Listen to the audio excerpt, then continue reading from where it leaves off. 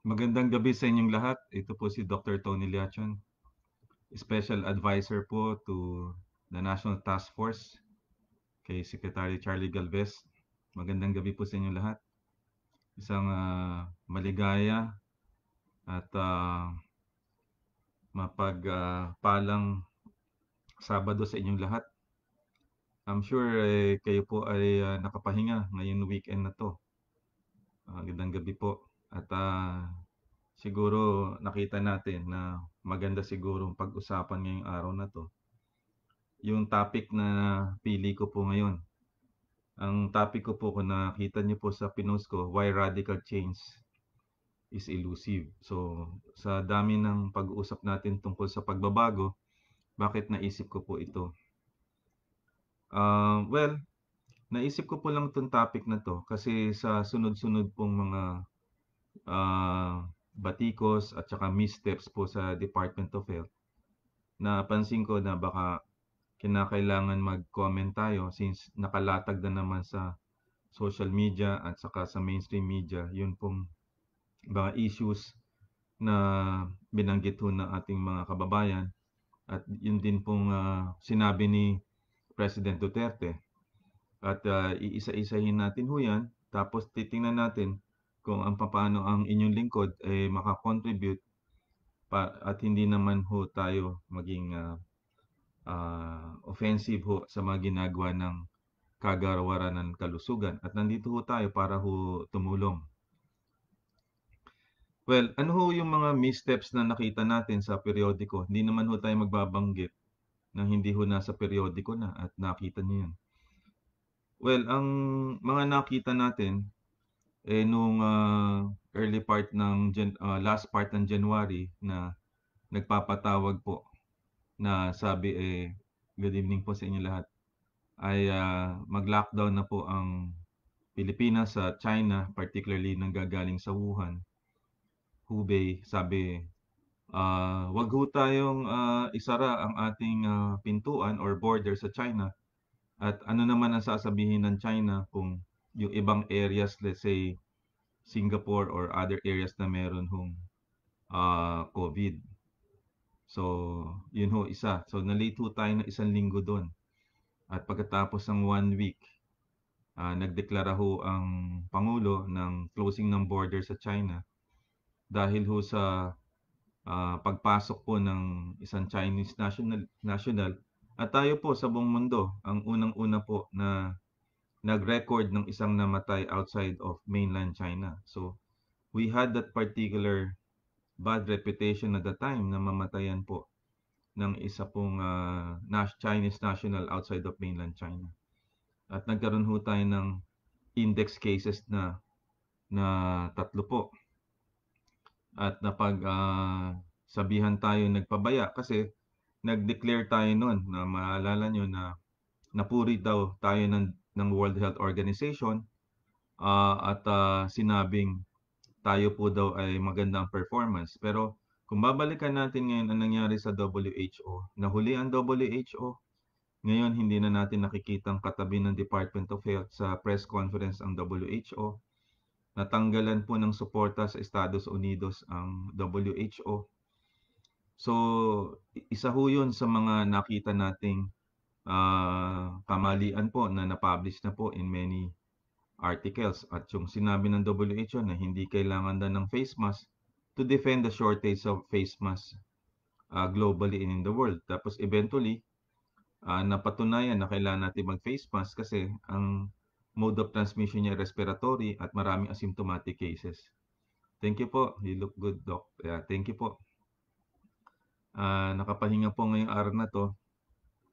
At ang pangatlo, during the Senate hearing, nabanggit po ng ahensya ng kalusugan na meron daw tayong second wave na nabatikos po ng marami na napagkamalan yung index cases dati na siya po ay first wave tapos second wave na daw po tayo. So, lahat po ng tao ho natakot at alam naman natin na kinontra ho yan at tinama ng palasyo at ng ibang mga cabinet secretaries.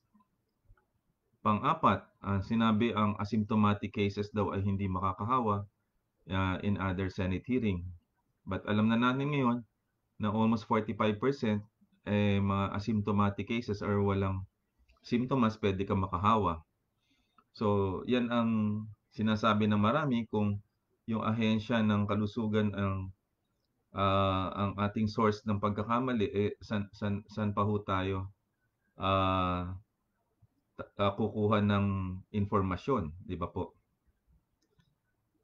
Pang-apat, nagkaroon po ng malaking kaguluhan, mga kaibigan, doon ho sa real-time and granular data nung nag-present 1 week na yung fresh, yung sariwa, at saka po yung late.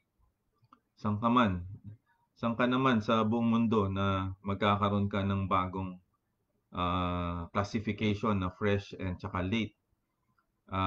Whether fresh or late po siya, tatama po siya sa new cases po. Yun po yun eh. So, dadagdag ho yan sa new cases natin. Ang question ng marami, bakit hindi na lang inisentabi yung backlog, tinabaho ng mabilis, saka mo i-integrate pagka kumpleto na, hindi yung everyday na nag-evaluate ka in segments, tapos saka mo idadagdag. So, nadadagdagan yung case natin. Kasi sa global charts naman, hindi po yun ang matatala. Yung fresh cases natin, i-add yung late. O, kaya yung backlogs natin, inamin na rin po. Isa ho yan sa problema natin. At yung kahuli-hulihan, 2 days ago, nagalit ang Pangulong Duterte na yung mga namatay pa nating mga healthcare workers, mga 32 sila na hindi nabigyan ng 1 million ayon sa Bayanihan Act na dapat tinupad natin. At saka kailangan pa tayong sabihan ng Senado at ng batikos ng publiko. At nung kinonfronta ng presidente, ang sinabi pawardi-wardi po, Pangulo. Yun pong aking mga tauhan at hindi po sila maagap. Wala ho silang sense of urgency, mga kababayan. So maraming bumatikos ho dyan. Isa ho si Mayor Benjamin Magalong, maraming mga personalities, mga taga-Senate na nagsasabing hindi dapat nilalaglag ang mga tauhan. At dahil ho doon, nag-trigger ho ng isang appointment ng isang undersecretary na taga Davao, isang mahusay ho na thoracic surgeon, cardiothoracic surgeon na nakilala natin. 2 weeks ago, si Dr. Leopoldo Vega, ang medical director ng Southern Philippines Medical Center. Ngayon, kung titingnan nyo, marami ho nagpapa-resign sa ating leader ng ating ahensya ng kalusugan. So binibilang ko ho dito yung undersecretaries ngayon, si Yusek Bergere, Yusek Jerry Bayugo, Yusek Undersecretary Mario Villaverde, 3. Undersecretary Mirna Kabutahe, 4. Number 5, Undersecretary Roger Tong-an, 5. Undersecretary Dumama, taga Davao. Undersecretary Eric Domingo, FDA. Undersecretary Leopoldo Vega. So, 8 po ang inyong undersecretary. Baka hindi pa ko pa nabibilang. So, I was thinking, bakit hindi tayo makahilagpos sa problema natin? Kumbaga, every other day, para meron tayong problema sa Departamento ng Kalusugan. At isa hong nating nag-comment kanina, bakit daw ang inyong lingkod ay hindi namumuna tungkol ho dito.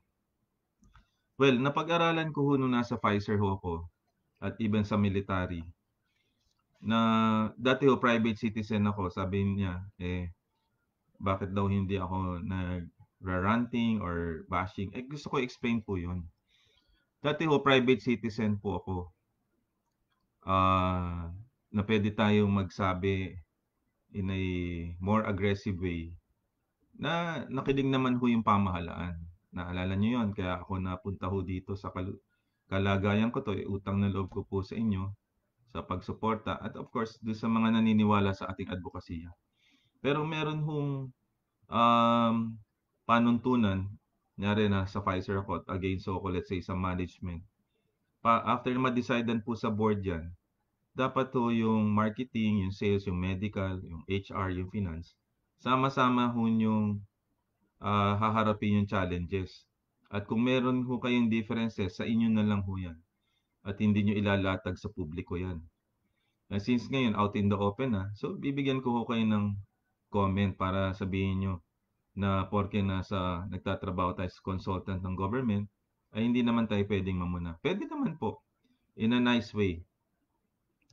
Oh, so ang question natin, bakit despite the support na binibigay ng presidente, ng cabinet sa liderato po ng kalusugan, ahensya ng kalusugan at marami tayong USEC, ay hindi natin na-maximize po ang opportunity. So bigyan ko ho kayo, sana may nakakapakinig. Dapat po kasi yan, meron po tayong checklist. Isang libro ho yan ni Dr. Atul Gawande para wala ho kayong nakakaligtaan. So, at meron ho kayong national planning. So, yung book na Leading Change na binasa ko sa inyo the other day, yung kay John Carter, yung Leading Change, hindi ho ito matutupad kung hindi nyo ma-execute to. At usually, dapat meron kayong mental checklist kung ikaw ay isang leader na alam mo yun na everyday kahit pabalik-balik na rin. So, may plan of action ka in your mind, tapos meron kang goals na pwede mong i-assign dito sa mga undersecretary. Katulad, let's say, nung experience ko ng medical director ako ng Pfizer, marami po akong product physicians. Meron si Dr. Dumo sa infection, si Dr. James V sa cholesterol at diabetes, si Dr. Lindon Llamado, isang rheuma sa pain, and so on and so forth. Meron din ako sa psychiatry, si Dr. Criher. So, lahat sila, inassign ko yan base do sa plan of action nyo na makaka-contribute. Since meron tayong pandemic, so dapat tayo ang may action plan. Do may action plan din ng National Task Force sa implementation. Iba ho yung plan ng sales director. Kasi ang lumalabas ho dito, let's say may country manager ka, dito sa atin ang National Action Plan boss ay si Secretary Delphine Lorenzana. Tapos ang CEO, Vice Chair ay si Secretary Anyo ng DILG. Mahahati yan sa isang marketing, yung IATF, yun yung guidelines, marketing guidelines, at ang sales naman sa Chief Implementer, Secretary Galvez. So, lalagyan nyo po yan, mga kaibigan, na isang plan of action. Tapos, i-assign nyo yung bawat undersecretary.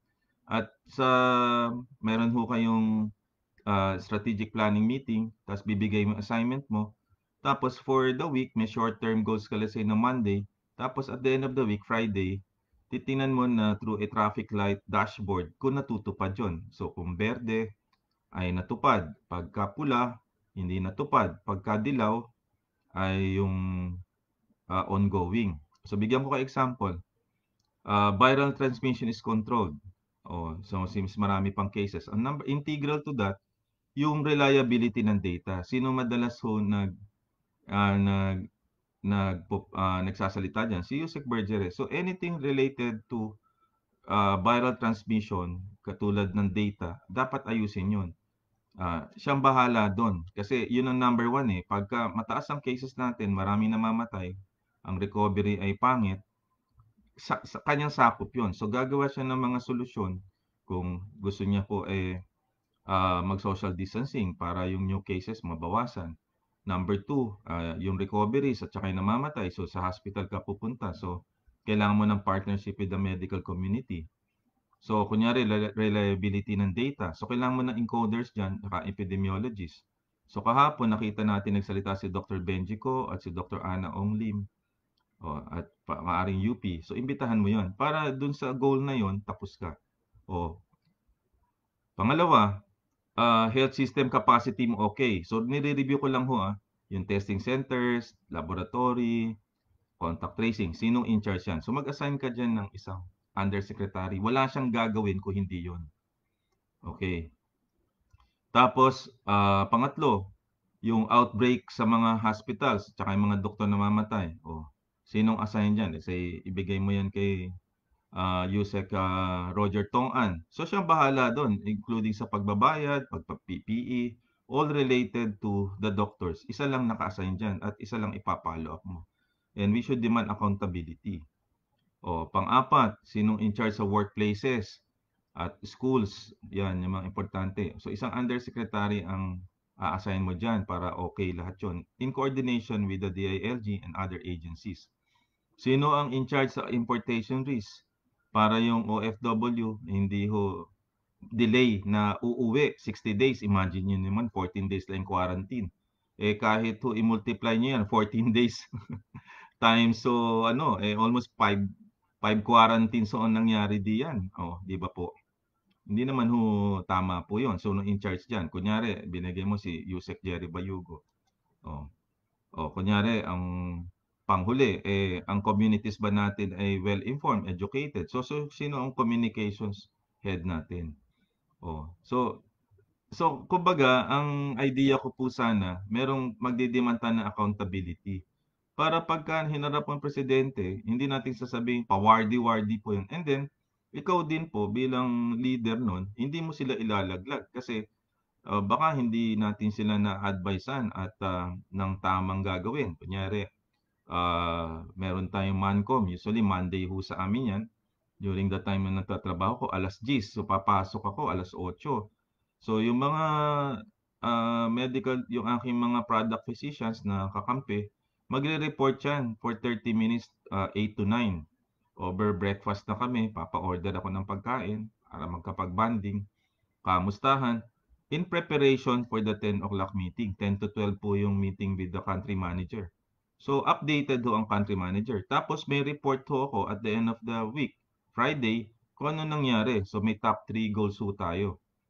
So, ganun ho ang pag-address niyan. At kahit ano ho sabihin ng IATF na guidelines na bago, hiwala yan dun sa plataforma ng Department of Health.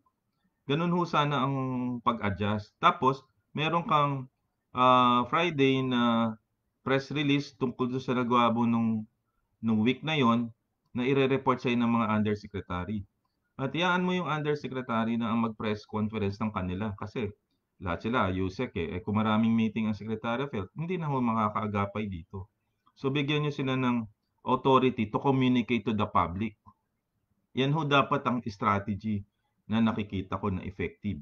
Tapos, monthly report, isasubmit, weekly report, dapat isasubmit yan sa Presidente ng Pilipinas na bullet points para siya naman ang makakaunawa, hindi yung nagugulat na lang siya pagka meron tayong crisis na katulad nito. At isasubmit mo rin yan sa Senate at sa Congress na madalas tumutulig sa mga ginagawa niyo po. Para sa ganun, kung updated sila sa ginagawa niyo, hindi naman din sila maso-surprise at magiging kakampi niyo sila. Tapos ikalat din niyo sa media at sa social media para wala na hong pagkunan ng mga fake news at saka misinformation.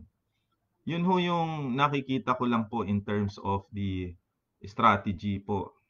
At wag niyo naman ho masamain kung nagko-comment ho ako kasi ako naman po eh kasama din niyo. So kunyari hindi ko nabanggit 'to sa inyo at maaaring naiisip niyo, baka kailangan tayong mag-regroup. 'Pag meron tayong mga failures in life, nagre-reflect tayo bigla eh, papaganyan tayo. Tapos mag-iisip tayo, tapos saka natin iko-correct 'yon. Babangon tayo, tapos iko-correct. Para sa gano'n, eh, ma-inspire naman yung taong bayan, hindi yung parang puro negative news na lang ang nakikita natin.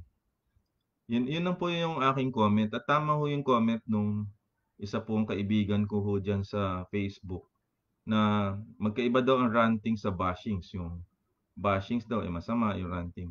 Oh, pero yun ho ang nakaugalian ko. I only speak in a positive way, in a way na hindi makakasakit sa kapwa. At kung maaaring dinidiscuss natin, eh tapos na ang usapan sa public na issue na, nagkakaroon lang tayo ng postmortem, 'di ba po? So, yun po, naka-formal si Doc. Hindi naman ho, pambahay ko lang ho ito. Kung matulog ho kami sa bahay, naka-Amerikana po eh. Kasi baka biglang magkaroon ng Zoom meeting, ready ka. Dati ho nun, nung kami ho nun nasa Pfizer ho nun, para hindi kami ma-late dati. Naalala ko, nandito si ah, isa ho sa sales director namin, si June Grimares. Eh, pag ho nung nasa Pfizer ka, when you're on time, you're late. Dapat military time ka, hindi Filipino time, yung late ka. Pag ang meeting is 7, dumating ka ng 7, late ka na. Dapat nandun ka before 7, mga quarter to 7. Kung hindi, sasaraduhan ka ng pinto. Oh. Tama naman yun para magkaroon ka ng disiplina. So, yun ang sinasabi ko. Di ba? Para sa ganun, on time talaga tayo. When you're on time, you're late. Yan ang bago ho, ah. When you're on time, you're late.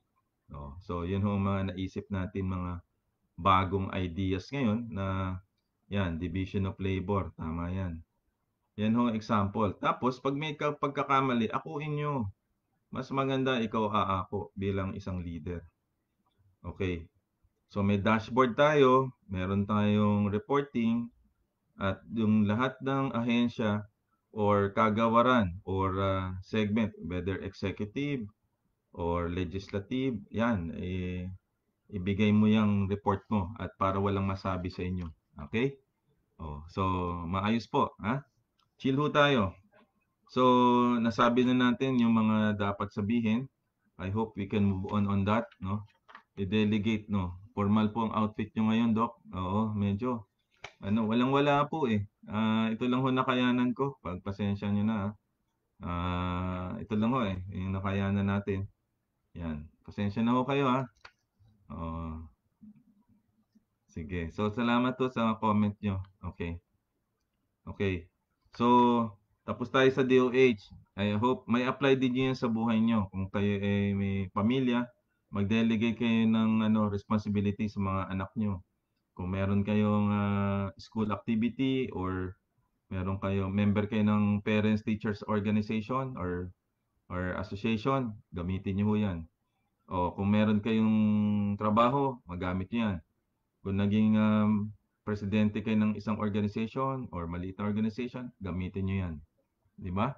So ganun po yung reflection ko at ako po ay humihiling po ng unawa kung meron po kayong sama ng loob, wala po 'to, para sa bayan ho 'to. I think mas matindi ho ang natanggap ng ahensya ng kalusugan this week. At sana po, makita natin ho na ito isang positive move po. Pasensya na po kayo ha.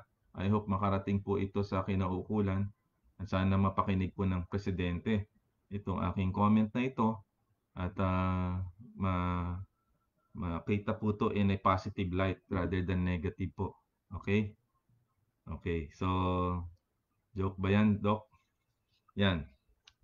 Kaya napansin nyo, nag-top 3 goals ako for this week. Ang unang goal natin ay mabawasan yung positive cases natin. Di ba po? Yan, una. Number 2, mabawasan yung namamatay. Para klaro tayo kasi mensahe yan na gumaganda ng healthcare facilities natin at ang kondisyon ng mga doktor. At ang number 3 na dapat nating isagawa na nakikita natin, yung ating data, sana po wala na pong backlog. Para hindi naman po katawan naman po tayo, meron po tayong fresh at saka late. Para naman po ano yan, parang artista. Ang gumagamit lang ho ng fresh si Catherine Bernardo at sina Nadine Lustre, sina John Lloyd, sina Piolo Pascual, sina Bea. Fresh na fresh. Di ba po? Yun ang mga sinasabi nila. Pag late naman, late comer ka, di ba? Hindi maganda pag sinabing, dumating na, the late. 'Di ba? Parang namatay kaagad, the late, yung ganyan ng alaskahan eh, 'di ba? Oh, 'di ba? So, yun ho yun. Tsaka kung matatanggap niyo yung mga kabiguan niyan at matatanggap niyo with humility, hahangaan lalo kayo ng inyong mga subordinates at ng bansa na ito palang marunong tumanggap po ng pagkakamali at tumatayo. Kasi ang mga leaders natin sa tingin ko, ito personal opinion ko lang 'yan. Huwag niyo naman hong mamasamain. Ang ating bansa would need leaders who cannot be bought, hindi mabibili. So may mga alleged na corruption, dapat hindi. Okay, above board yan. Whose word is their bond? Yung kanilang sinasalita, yun ho trustworthy sa tao. And the country needs people or leaders who put character above wealth. Yung character mo, higit yan kaysa sa kayamanan natin. Who possess opinions na pwede mong panindigan at meron kang katatagan na kahit yan buwagin ay hindi ka matatalo. Leaders who have advocacy larger than themselves. And those who are willing and not hesitate to take chances or risk. Yan ho yung dapat nating nakikita na dapat meron nating mga leaders ngayon Di ba po? So, yun po yung nakikita ko. And leaders who will not compromise with the wrong. Kung mapapansin nyo, pagka meron ho tayong opinion, sinasabi natin yan sa publiko. Kahit masaktan ng konti yung iba, pero hindi na in a way na sinasabi natin. Pero wala tayong tinatago ho sa publiko para hindi naman humalito. Yun po yun. Astig ang suot mo, Doc, yan ang new normal. Yan nga po. Walang-wala po matagal na tayo hindi nakakapagbihis ng ganito.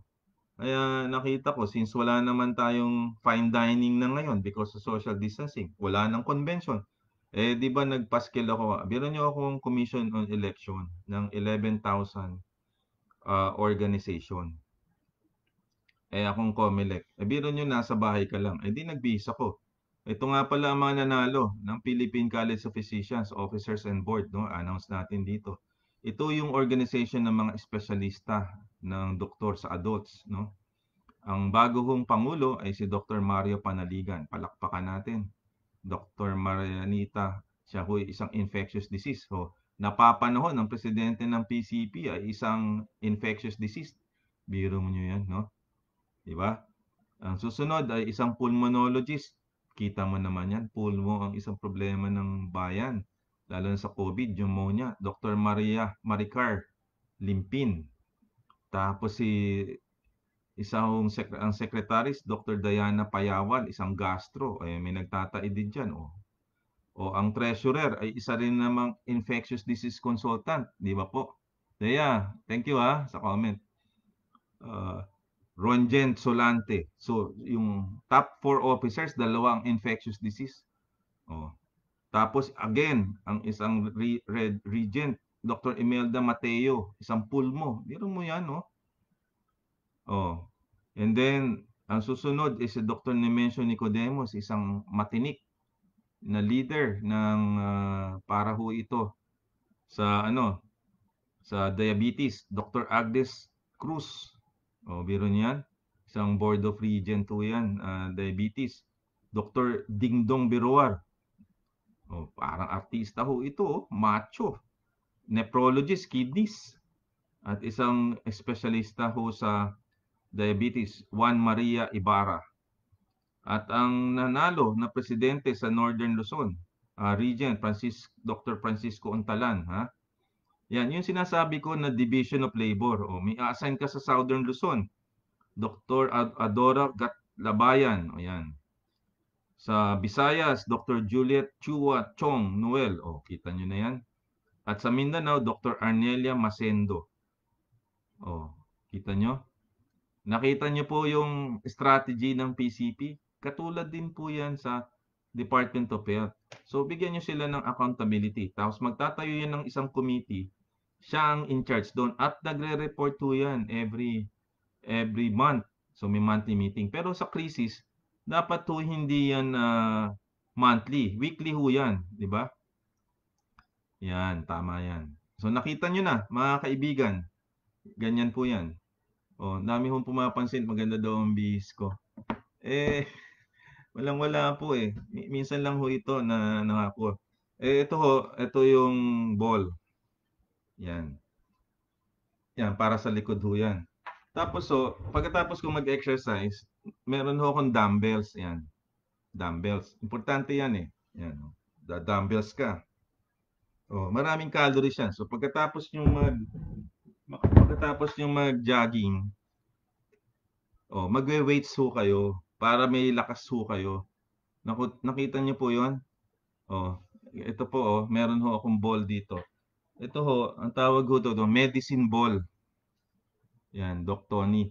Ito yung ginagamit namin sa Fitness First pagka masakit ho isang ano nyo, dudurugin yung muscle. Yan. Okay? Naka-shorts po ba ako? Hulaan nyo. Siyempre, formal to eh. Kailangan hindi ka naka-brief dito. Naka-shorts lang. Oo, naka-shorts lang. Alangan naman mag-long pants ka dito eh. Pagalitan tayo. Sabi nga ng misis ko, wala nang natira sapatos yan. Nasa labas na lahat eh. Sabi ko naman sa misis ko, kailan ko pa gagamitin yung sa ex-girlfriend ko? Kailan ko pa gagamitin yung sapatos na yan? 2 taon kang ganito, di ba? Kailan mo magagamit yung mga pang-spooting mong Amerikanang yan? Dito ito yung new normal eh. Ang meeting mo ngayon, nandito sa camera. Kailan mo bibihis yan? Di ba po? Tama po ba? Oh. Yan ho ang sinasabi ko. Sino pa? Ano pa yung leader na gusto nyo? A leader who will not say they do it because everybody else does it. Hindi ho yun. Yan. Meron akong kaibigan, ang pangalan ho ay Paring Oka. Yan best friend ko yan si Paring Oka. Dati ho yan, labas ng labas dati. Naglalaro kayong basketball. Naglalaro kami ng kekwentuhan kami. Ngayon, hindi na. Kasi may responsibilidad kami sa bawat pamilya namin. At hindi kami makakapaglaro ng basketball. Wala akong bakuna eh. Sabi ngayon, kanina, nag-lecture sa amin ng country manager namin, si Mr. Jerry Bacaro, kasi graduate siya ng AIM. Ngayon, lahat ng graduate ng AIM, nagpa-lecture ngayon tungkol dun sa bakuna. Hinihiram ko yung slides niya, pero pwede ko kayong bahaginan ngayon ng vaccine development kasi si Mr. Jerry Bacaro, isa sa pinakamatalino yung country manager. Ang maganda diyan, gwapo na yun, ka-birthday ko pa. Ka-birthday ko, July 30. Kasi yung mga July 30, sabi nila, gwapo daw yan. Yung boss ko yun July 30. Marami akong ka-birthday niyan. So, sabi nila, yung pinanganak daw ng July 30, mga gwapo daw at magagaling. Hindi naman ako maniwala Biskit tanungin nyo si Tong Ocampo dyan. Yung mga July 30, ano lang ho yan? Chill lang yan. Pero nag-lecture siya kanina tungkol ho sa vaccine. Ngayon, ano ho ba yung clinical trials? Nung nandun ho ako sa Pfizer, usually, $1 billion, mga 300 million to 100 to 1 billion ang gagastusin mo para maglabas ng produkto. Kasi yan, aaralin pa yan preclinical sa hayop para dun sa efficacy. Kung yung hayop namatay, di pwede gamitin sa tao yon. So yun muna yon. Tapos clinical trial 1, testing ka muna sa human sa safety and efficacy. Yan, sa NATCON, National Conference. Tama yon. Tapos sa phase 2, pagka safe sa tao sa 100 patients, magte-testing ka ng dosage na kung anong dosage ang pwede. Yan. Di ba?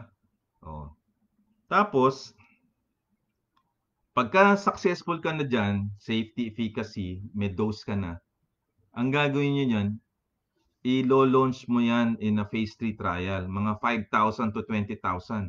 Pupunta ka sa iba't ibang hospital, yung mga key opinion leaders, papipirmahin mo ng kontrata, tapos yung mga pasyente, papipirmahin mo, na ito ay isang produkto na tutulong sa human, sa mankind, at ikaw ay makakatulong sa siyensya. So, pipirma yan.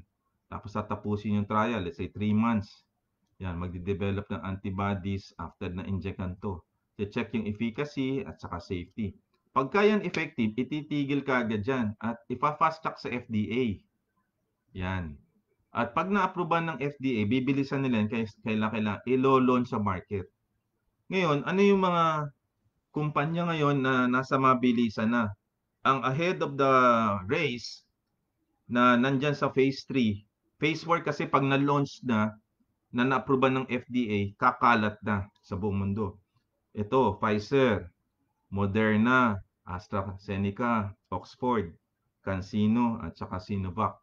So 5 kumpanya ngayon ang naglalaban-laban po para mailabas yung produkto sa market.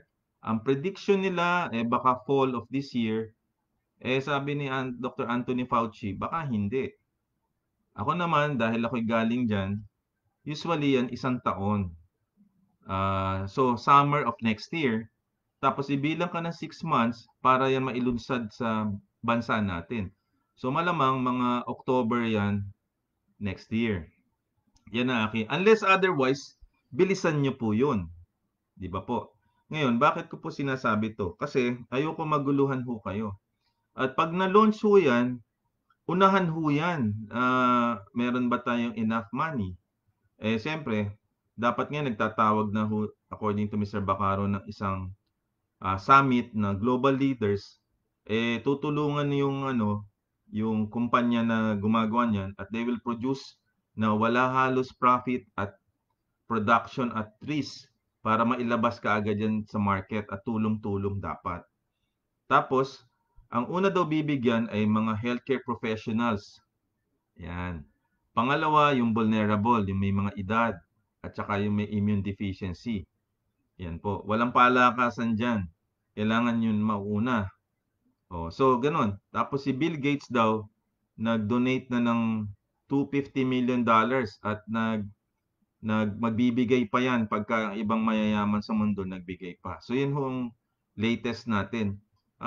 Bukas pag nakuha ko yung slides ni Mr. Bacaro, kasi siyempre dati siyang global president ng isang unit sa buong mundo ng Pfizer. So, siyempre, alam niya yun. So, nag-lecture siya dun sa mga CEO ng bansa. At ibabahagi ko sa inyo yan pag nakuha ko po yung datos na yun. Di ba? Why pa pahinto-hinto? Si Chit Conlu. Tama po, Doc. Mahina po ba yung sounds? Yan. Pasensya na po Akala ko malinaw po So, yan. Ang ganda yung meron ako mga summary based sa mga inputs nyo. Binabasa ko yan Hindi lang ako sumasagot kasi mahirap po Yan. So, tapos na ako doon sa DOH data, yung pagsagot natin in a positive way. Hindi po, sinasagot ko po yan. Paano natin makokorek ang leadership problems, trust. So, yan po. At inano nyo yung aking physical fitness. Kailangan mag-exercise tayo. At may lecture ako sa Monday sa UP College of Nursing. Bukas sa UST Medicine class namin, mag-welcome remarks po. Yan na po buhay natin di ba? Pagsasalita. Now, ano pa ang characteristic ng leaders na gusto natin? Yung mga leaders na hindi nahihiya na tumayo to stand for the truth when it is unpopular. Yan. Dapat ganun yung mga leaders natin. Leaders who can say no with emphasis. Kahit yung buong mundo sinasabing yes. Okay ka, Doc. Magbarong outfit ka, Doc. Yan. Sige. Sige magbabarong tayo, Lapit ng birthday ko. Pero mauuna muna yung misis ko, June 10 Aking ex-girlfriend, June 10. Birthday niya So, mag-aano tayo. July 25, kaya pala maganda to si Teresita Birthday, malapit pala sa birthday ko di ba? Yung July talaga yan, matitindi talaga yan, di ba? Si Dr. George ko, July din yun. Tingin ko, July 7 yun. Kaibigan ko yan. Kaya yung mga July talaga, maayos yan Ano bang birthday ko? July birthday ko Kataon lang na nag-ipon-ipon doon yung matitindi, yung mga magagandang lalaki sa July. What happened na po doon sa Mega Center? Okay naman po, ang problema lang natin, yan, may nag-summarize na Yan. Problema lang natin kailan magabayan yung mga pupuntahan doon, alam yung lokasyon, di ba po? Yan. Is it true that Pabuna antiviral nakuha na ng Jakarta? Hindi ko po alam. Nakadress to kill daw tayo. Yan, naman. Paminsan-minsan magbihis naman po kayo nasa bahay para makita naman namin. Sige bibisis tayo ng nakakahiya yun syempre. Di ba? Formal ho tayo dito, eh. Tagal pa, nakakaiyak nini yung bakuna. Oh, pero huwag kayong malungkot kaya tinuturuan natin kayo ng social distancing. Actually, pwede naman kayong mabuhay ng normal, kaya lang ho magma-mask ho kayo. Yan ho ang magiging life natin. Pwede naman ho, as long as mag-iingat kayo. At desisyon din niyo 'yun kung magiging aggressive kayo sa mobility niyo. Ako hindi ako masyadong aggressive.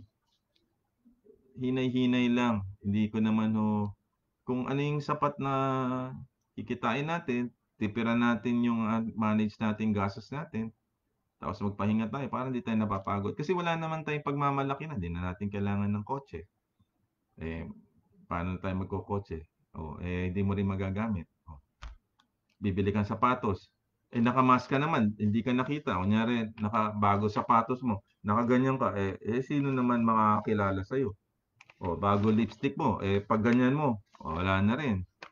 Oh, nagpa-facial ka, kunyari, oh, wala rin, di ka kilala. Magandang bihis mo, na, di ba? Ganyan, no? Oh, naka-smile ka. Oh, pag ganyan, no? Oh, sino naman kaya ito? Di ka nakilala. Oh, baliwala eh. O kaya mag-spooting ka pagka kita yung mukha mo, di ba? Yan ang point dyan eh. Kasi wala na rin naman eh. Oh, anong pagmamagaling mo dyan? Oh, di ba? Yan ang point dyan. So, live tayo simply. Di tayo pwedeng ganyan. Yung kailangan din natin yung ambitions eh. Pero hindi dapat selfish desires. Kailangan ang ating ambitions or aspirations para makatulong sa iba. Yan. Yan. Ang ganda ng mga comment nyo ah. Puro good evening. Kaya good eh. Kasi good evening po. Yan. Oh, yan. Clear naman. Watching daw po sila sa Boracay. O buti wala. Ito si Danny Solido. Nasa Boracay pa ah. Paano kayo napapunta dyan sa ano? Na-quarantine ka. Akala ko pa naman nag-Boracay ka. Na-quarantine pala siya. Ay, mabuti na-quarantine ka sa Boracay at nag-enjoy ka pa diyan, di ba? Eh kung maka-quarantine ka sa Boracay, di enjoy ka, mag-swimming ka diyan at magpa-picture ka diyan na matindi. Yan. So yan, yan ang ano natin. Medyo masaya ho ang ating usapan ngayon ha. Yung boses yun nasa commercial ng CNN. Yung po ba? Yan ang leader po namin, Doc. Yan. Yan. You look great, Doc. Si Karen. Oh, Karen, kumusta? Si Michael. Dito yung mga kaibigan ko eh. Oh, Christian Joy. Oh. Oh, leaders who can say no with emphasis. Yan. Tama yan. Leaders who do not believe that shrewdness, oh, cunning, and hard-headedness are the best qualities for winning success. Hindi ho, humility ang number one. Number one ho yan. O siya. So, bukas o linggo, magsimba kayo. I hope na yan, yung pwede magbiro ng hindi nakakapikon. Yung tama lang. Hirap po kasi pag masyado tayong too hard on ourselves eh, sa dami ng problema ngayon. Dapat chill ka lang. Di ba? Dati hindi ako ganyan eh. Dapat maging masaya na tayo. Para sa ganun, umunlad yung buhay natin. So, na July 20 to si Fernando, kaya pala ang ganda na lalaki, July. Si Marife, oh, July 31, kaya pala maganda yan eh. Oh, oh, sabi ko na nga ba eh, kaya sa inyo, magpalit na ho kayo ng birth month, mag-July na ho kayo. Sigurado ano, oh, magpalit na ho kayo. Oh, si Eric, oh, 30 na daw ako. Hindi naman, 29 lang. Yan, oh, yan. Happiest karawan kay Doc, si Bernadette, si Basha. Ayan, malapit ng birthday. Alam niyo ba, araw-araw kami nagse-celebrate. Sa totoo lang, dahil akala namin si Micah na uuwi na. So everyday nagse-celebrate kami. June 15 pa pala uuwi si Micah. Ayan. Kaya nag-i-enjoy muna kami. Gandang gabi po, Doc. Ayan. Leaders that are approachable. Yan, sabi ni Vilma. Bakit yung mga leaders ba hindi ba ma-approach? Di ba? Cap na lang. Yan. Yan. Sabi niya, parang habang walang vaccine, hindi mo na mag-school. Merong online po tayo. Yan. Simplicity is beauty. Yan. Nagpapatawa ka uli, Doc. Hindi naman, chill lang tayo, kayo naman masyado kayo. Gusto ko yung mga comment kanina, mga gaganda yung comments niyo, eh. Oo nga, basics lang dapat tayo. Paano safe dinis sa mga restaurant 'pag nagbukas? May social distancing, Billy. Nakita ko na yung forma, may acrylic. Yung ka-date mo, kunyari nandito siya, dito siya. Hindi mo makakausap. Kaya kailangan marunong na kayo tumingin ng pag-ganon. Hi, hi, ganyan. Dito kayo titingin. Kasi kung dito, matadamsikan nyo. Yan. Tapos, dinidevelop po ngayon yung must ho na itataas mo para doon ka sumubo. Kasi nakakainan naman. Kunyari, kwentuhan kayong ganyan. Tapos kakain ka eh. Igaganyan mo. Hindi maganda eh. Kaya dapat talaga may acrylic para, oh hi, nakakain mo yan kaysa katapat mo. So, di ba? Yun ang mga fine dining. Kaya lang, yung fine dining mo ngayon, hindi mo nakaharap yung tao, 'di ba? So innovative ka, 'di ba? 'Yan ang mga bagong uso ngayon.